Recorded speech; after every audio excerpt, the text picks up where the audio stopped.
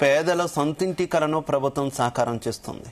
ఈ క్రమంలోనే కాసేపట్లో ఇందిరమ్మ ఇళ్ల పనులకు సీఎం రేవంత్ రెడ్డి శ్రీకారం చుట్టనున్నారు. మొదటి దశ కింద చేపట్టేటటువంటి పనులను సీఎం నారాయణపేట జిల్లా అప్పక్పల్లిలో ప్రారంభిస్తారు. అక్కడ ఆయన శంకుస్థాపన చేసిన అనంతరం ఉమ్మడి మహబూబ్ నగర్, రంగారెడ్డి జిల్లాల్లోని ఎంపిక చేసిన గ్రామాల్లో పనులను అధికారులు ప్రారంభిస్తారు.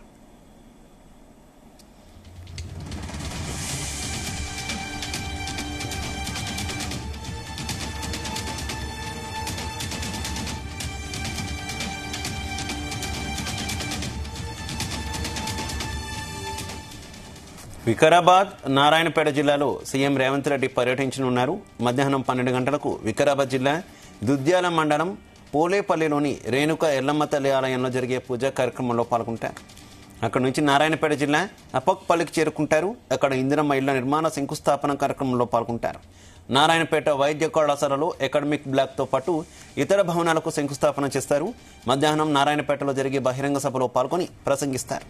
రాష్ట్రంలో 3 ఎమ్మెల్సీ స్థానాలకు ఎన్నికలు జరుగుతున్న నేపథ్యంలో ప్రస్తుతానికి ఈ పథకాన్ని ఉమ్మడి మహబూబ్ నగర్, రంగారెడ్డి జిల్లాల్లో మాత్రమే చేపట్టాలని ప్రభుత్వం నిర్ణయించింది. గ్రేటర్ హైదరాబాద్ మినహా మిగతా 7 పాత జిల్లాల పరిధిలో ఎన్నికల కోడ్ ముగిసిన తర్వాత పథకాన్ని ప్రారంభిస్తారు.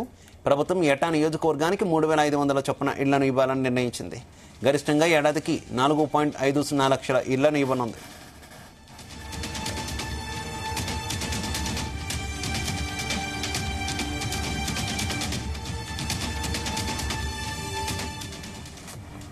ఇక జనవరి 26న ప్రభుత్వం రాష్ట్రంలో 4 పథకాలకు దరఖాస్తులు తీసుకుంది. ఇందులో ఇందిరమ్మ ఇళ్ల పథకం కూడా ఉంది. దీనికి మొత్తం 80 లక్షల దాకా దరఖాస్తులు వచ్చాయి. మొదటి విడతలో మండలానికి ఒక్కో గ్రామానికి ఎంపిక చేసి మొత్తం 72,045 ఇళ్లను నిర్మించి ఇవ్వడానికి ప్రభుత్వం నిర్ణయం తీసుకుంది. సర్వేయర్లు ప్రతి దరఖాస్తుదారు ఇంటికి వెళ్లి విచారించారు. ఇప్పటికే లబ్ధిదారులతో ప్రీ గ్రౌండింగ్ సమావేశాలు ఏర్పాటు చేశారు.